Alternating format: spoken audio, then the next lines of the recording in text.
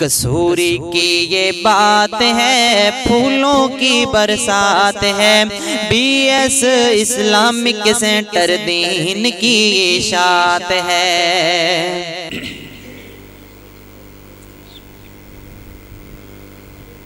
السلام علیکم ورحمۃ اللہ وبرکاتہ۔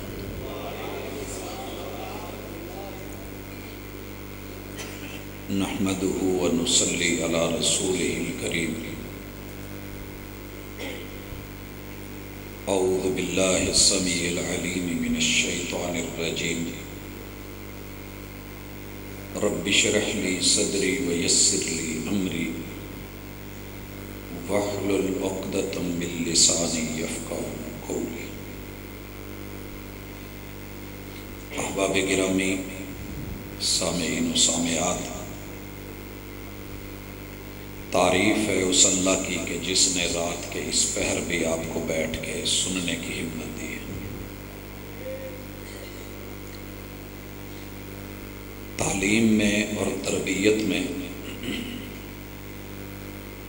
نفس کا اور نفسیات کا بڑا گہرا تعلق ہے۔ قرآن اتارنے والے نے، اللہ الرحمن نے انسان کو کچھ ایسا بنایا ہے کہ ایک خاص وقت تلک یہ چل سکتا ہے۔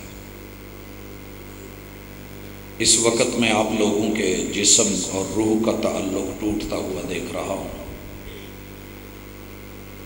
اور جانتے ہوئے بھی یہ زیادتی ہوگی کہ آپ لوگوں کے ساتھ لمبی بات کی جائے۔ مجھے جو موضوع دیا گیا ہے اسے انتہائی اختصار کے ساتھ تفصیل کو ادھار رکھ لیتے ہیں، اللہ خیر کرے گا انشاءاللہ۔ آپ تقریریں سن سن کے ماشاءاللہ سیر ہو چکے ہیں، اور ایک حد تلک انسان برداشت کرتا ہے۔ طہارت کا موضوع پوری شریعت الف سے لے کے یا تک ساری طہارت ہے۔ اگر توحید کو لے تو یہ شرک کی طہارت کروا رہی ہے، سنت کو لیں تو بدعات اور خرافات سے طہارت کی بات چلتی ہے، عبادات کو لیں تو انسان کی زندگی کی اکڑ سے، بغاوت سے طہارت۔ لیکن جس مقصد کے لیے یہ عنوان دیا گیا، اس میں پہلے یہ ذہن میں رکھیے کہ روح کی طہارت کے لیے کلمہ ضروری ہے۔ اسی لیے کسی بھی انسان کو جب اسلام میں داخل ہونا ہوتا ہے تو اس کی پاکیزگی لا الہ الا اللہ کے ساتھ کی جاتی ہے۔ اشہد ان لا الہ الا اللہ واشہد ان محمدًا عبدہ ورسولہ۔ دنیا میں 7.5 ارب لوگوں میں سے اللہ کا شکر ہے کہ 2.25 ارب لوگوں میں ہمارا شمار ہے کہ جن کی روح کو کلمے کے ذریعے پاکیزہ کیا جا چکا ہے، اور اس پہ اللہ کا جتنا شکر کریں اتنا کم ہے۔ دوسرے نمبر پہ انسان کے وجود پہ کچھ حالتیں طاری ہوتی ہیں، اور شریعت پاکیزہ ہے، اللہ خود پاک ہیں، ان اللہ طیب لا یقبل الا طیبا۔ لہٰذا اللہ کو اچھا لگتا ہے کہ اس کا بندہ پاک ہو، صاف ہو، نیٹ اینڈ کلین ہو، اور اس کی جیسے روح میں پاکیزگی ضروری ہے، بدن کی پاکیزگی بھی ضروری ہے۔ اس مقصد کے لیے شریعت نے 3 طریقے بتائے ہیں۔ پہلی چیز جسے ہم وضو کہتے ہیں، اللہ کا شکر ہے کہ وضو کے بارے میں آپ احباب سب جانتے ہیں کہ اگر وجود انسانی میں سے اللہ نے فطرتی تقاضے رکھے ہیں، ہمارا سسٹم ہوا پہ چلتا ہے، اگر یہ ہوا نہ ہوتی تو کائنات کے سارے معاملے بند ہوتے۔ زمین کے نیچے سے پانی اوپر لایا جا رہا ہے تو سسٹم ہوا کا ہے، ٹینکیوں کی بلندیوں سے نیچے ٹوٹیوں میں پریشر آ رہا ہے تو سسٹم ہوا کا ہے۔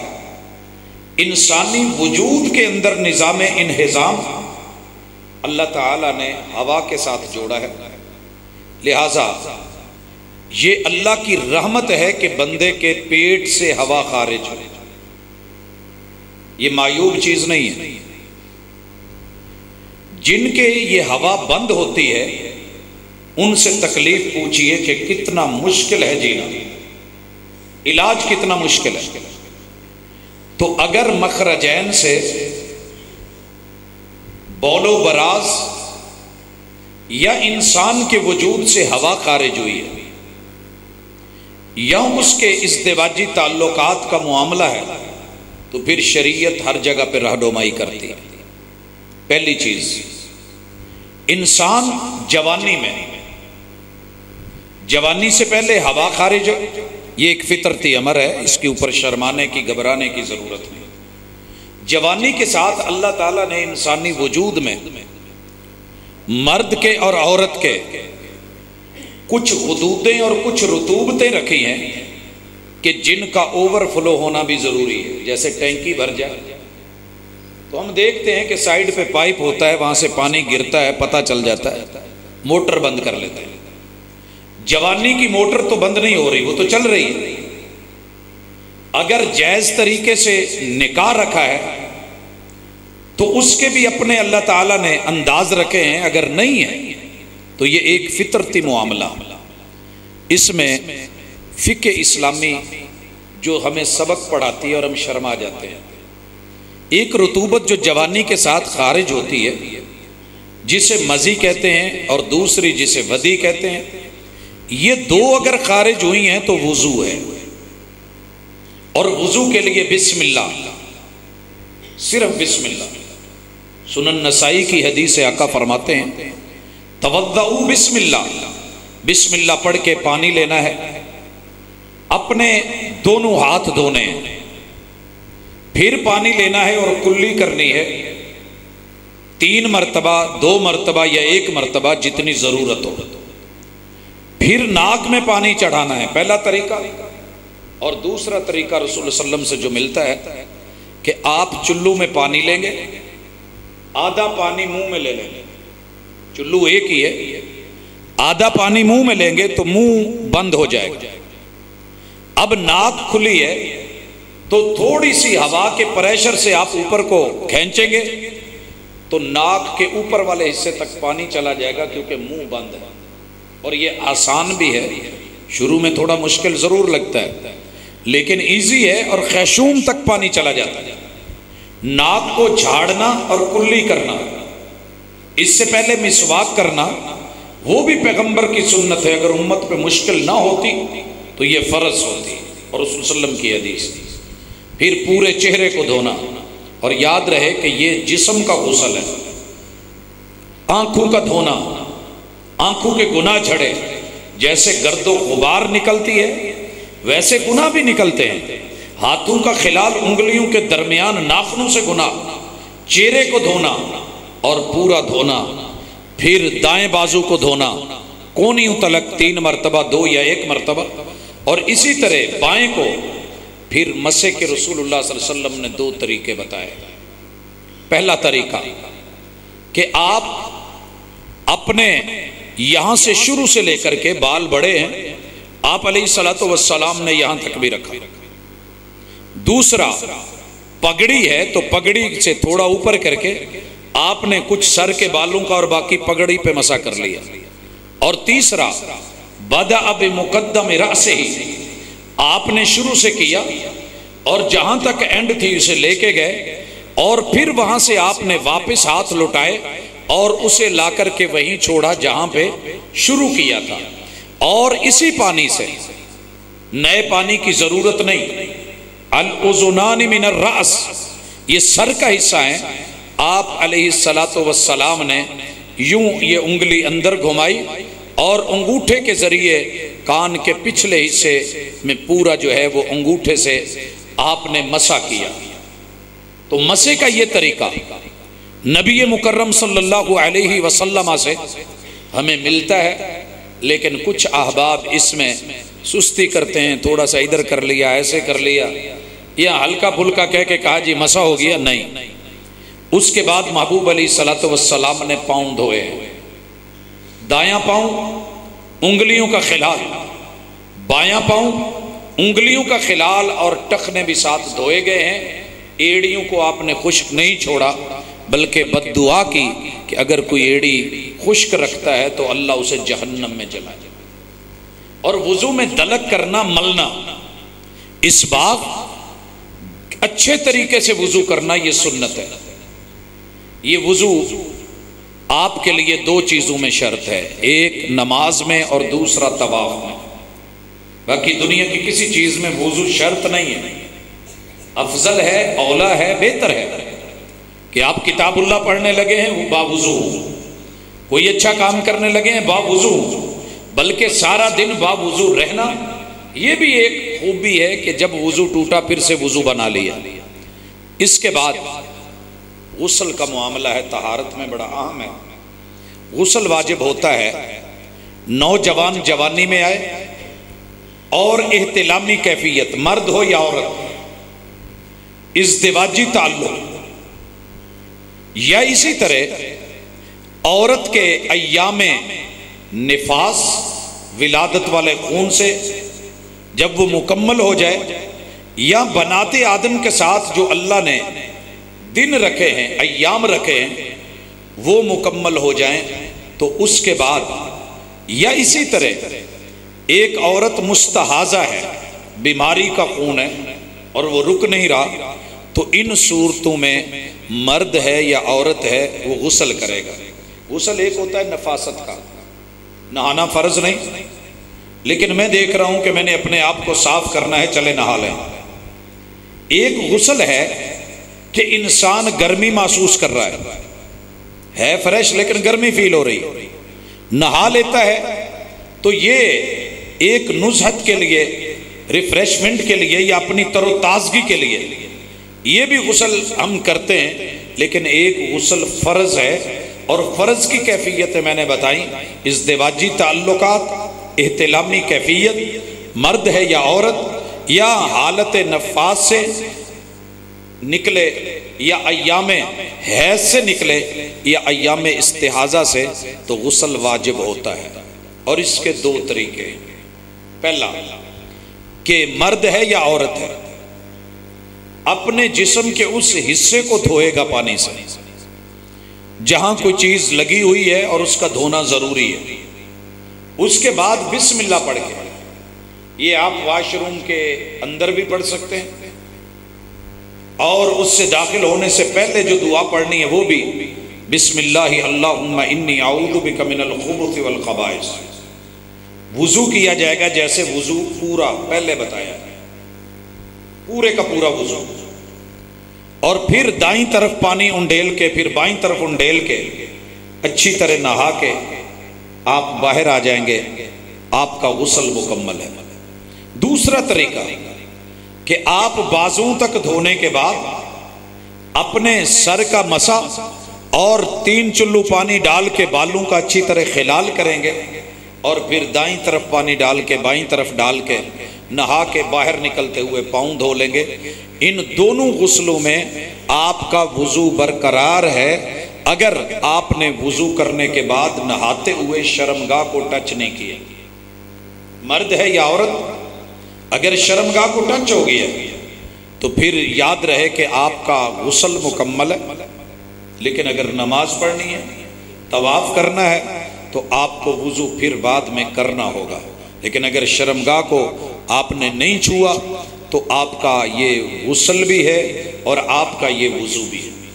حضرات آخری بات اور اختصار کے ساتھ کہ اگر یہ سارا کچھ میسر نہیں ہے، وضو بھی کرنا ہے، نہانا بھی ہے، پانی نہیں ہے، یا پانی اتنی ٹھنڈا ہے کہ اگر میں نے اس کو لیا تو میری موت واقع ہو سکتی، اور ایسے ہوا۔ رسول اللہ صلی اللہ علیہ وسلم کے دور میں ایک صحابی زخمی ہے، اور اس زخمی حالت میں ان پہ غسل واجب تھا، تو یاروں نے نہانے کا کہہ دیا اور وہ نہائے اور جانبر نہ ہو سکے، تو رسول اللہ صلی اللہ علیہ وسلم نے کہا کہ اسے جنہوں نے فتویٰ دیا ہے نا انہوں نے مارا ہے۔ تو اس لیے دین میں نرمی ہے، یہ پاک ہے، صاف ہے، سختی کرتا ہے، قانون کے شکنجے گاڑتا ہے جب نرمی ہو، اور اگر نرمی نہیں، ایمرجنسی ہے، کوئی بیماری ہے، کوئی تکلیف ہے، کوئی شدت ہے، تو یہ اپنے شکنجے ڈھیلے کر لیتا ہے۔ ایسی حالت میں وضو کے قائم مقام بھی تیمم ہے اور غسل کے قائم مقام بھی تیمم ہے۔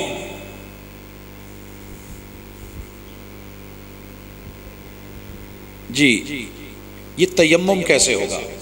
ایک تو ہمارے ہاں مشہور ہے کہ آپ پہلے زمین پہ ہاتھ ماریں، ہاتھ مارنے کے بعد ملیں، پھر چہرے پہ ملیں، اور پھر اپنے بائیں ہاتھ سے یوں دائیں ہاتھ پہ کونی تلک لا کر کے گھمائیں، اور اسی طرح پھر دوسرے کو یہاں سے لا کر کے یہ گھمائیں۔ یہ طریقہ لوگوں میں عام پایا جاتا ہے، مگر محمد رسول صلی اللہ علیہ وسلم کی شریعت میں، آپ کی سیرت سے میسر نہیں ہوا کسی بھی صحیح روایت سے۔ صحابی ہیں، ایک نے کیا کیا، غسل ضروری تھا مگر پانی نہیں تھا، سفر میں تھے، تو انہوں نے پورے کے پورے زمین کے اندر کلٹیاں لگائیں، گول گھومے، ادھر ادھر ہوئے تاکہ مٹی، چونکہ پانی جسم کو پورے کو لگانا ہوتا ہے، تو انہوں نے قیاس کی کہ یہاں بھی پانی کی جگہ مٹی ہے تو مٹی پوری لگائی جائے۔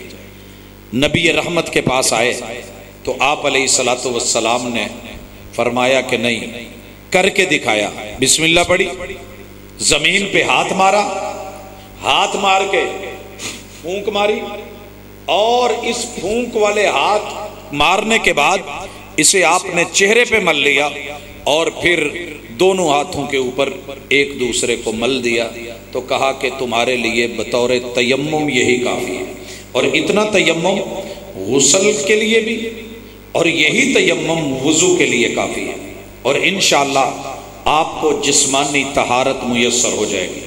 باقی طہارت اور پاکیزگی کے اور بھی بڑے سارے ذرائع ہیں جو فطرت کا حصہ ہیں، ناخنوں کا کاٹنا، بغلوں کے بال کاٹنا، زیر ناف بال لینا، اور جوانی کے ان بالوں کو زیادہ سے زیادہ مجبوری کے تحت 40 دن رکھا جا سکتا ہے، وگرنہ بہتر یہ ہے کہ جتنی جلدی ہو ممکن ہو یہی ہوتا ہے۔ تو یہیں پر میں بات ختم کرتا ہوں۔ کافی سارے مسائل سوال و جواب کی شکل میں، دیگر اہم اس کے اندر چھوٹی چھوٹی فروعات اور بڑے دقیق مسائل ہیں، لیکن میں اس وقت تفصیل مناسب نہیں سمجھ رہا۔ اللہ تعالیٰ اسی کو کافی سمجھے۔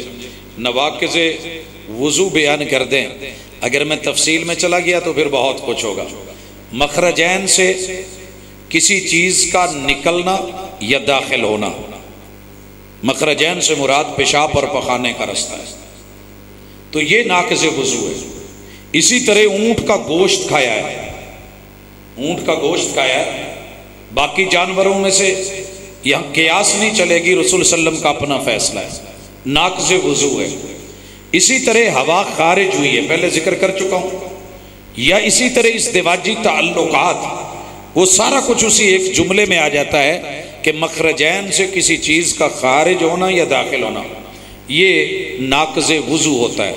باقی کسی کو گالی دے لینا، ادھر ادھر کی باتیں، تو یہ ناقض وضو نہیں ہوتی، ویسے چیزیں غلط ہیں، ان سے بچا جائے گا۔ نواقض وضو جو موٹے موٹے ہیں وہ یہی۔ حدیث میں ہے کہ عیسیٰ علیہ السلام نے کچھ فاصلے سے نبی علیہ السلام نے استنجا کر کے دکھایا۔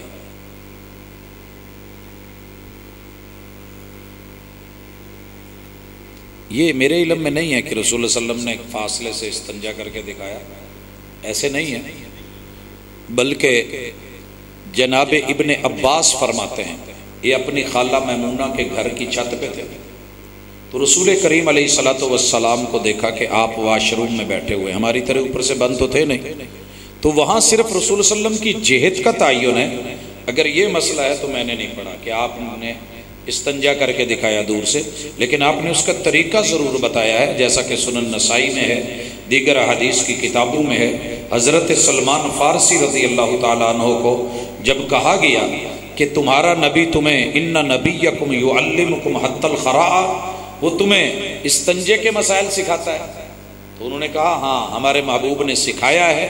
طہارت کے لیے ہم دایاں ہاتھ استعمال نہیں کریں گے، بایاں کیا جائے گا، ہم 3 سے کم ڈھیلے استعمال نہیں کریں گے، گوبر اور ہڈی کا استعمال نہیں کیا جائے گا۔ تو یہ وضاحتیں تو ہیں۔ باقی جو استنجے کے طریقے ہیں کہ گرمی میں کسی اور انداز میں، سردی میں کسی اور انداز میں، تو یہ ماشاءاللہ بیٹھ کر کے اپنی سوچ اور فکر ہے۔ محمد رسول اللہ صلی اللہ علیہ وسلم نے اس کے لیے ڈھیلے کا استعمال بتایا، اور ایک فطرتی پتہ ہے کہ جب تک گندگی لگی ہوئی ہے اس کو کیسے صاف کرنا ہے، نیٹ کرنا ہے۔ کچھ علاقوں میں ٹیشو کا استعمال کیا جاتا ہے، روڑا اور پتھر میسر نہیں ہوتا، پانی میسر نہیں ہے، تو یہ ٹیشو یا کپڑا جو ہے یہ قائم مقام ہو جائے گا پتھر اور روڑے کے، اور اگر اس کے بعد پانی میسر ہو جاتا ہے تو یہ سونے پہ سہاگا ہے، اور اسی پہ ہم اکتفا کرتے ہیں۔ ایک اور بھی میرے خیال میں چھوٹا سا سوال تھا کہ تشریح کر دیں تیری نماز کو میں نماز کیسے کہوں اقبال، سلام وقت تو تو نے کیا ہے کعبہ سے منہ موڑ لیا۔ یہ اگر اقبال کا شعر ہے، پہلے تو مجھے نہیں پتا کہ اقبال کا ہے، اقبال ایسے شعر کہے، ہر شعر کے آگے ہم اقبال یا غالب لگا دیتے ہیں، تو وہ اقبال یا غالب کا نہیں، اگر ہے تو جس ہستی نے کعبے کی طرف منہ کرنے کا بولا ہے، جس ہستی نے کعبے کی طرف منہ کر کے نماز کے لیے جہد ضروری قرار دی ہے، اسی ہستی نے سلام میں دائیں اور بائیں منہ موڑنے کا بولا ہے۔ لہٰذا کعبے کی طرف منہ کر کے نماز پڑھنا میرے پیغمبر کی سنت ہے، حکم بھی ہے، سنت بھی ہے۔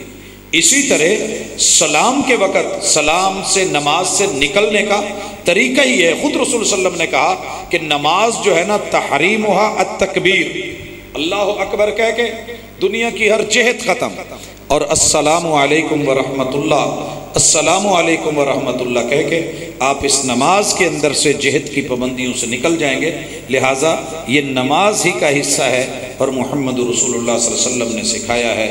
سبحانک اللہم و بحمدک اشہد ان لا الہ الا انت استغفرک و اتوب الیک۔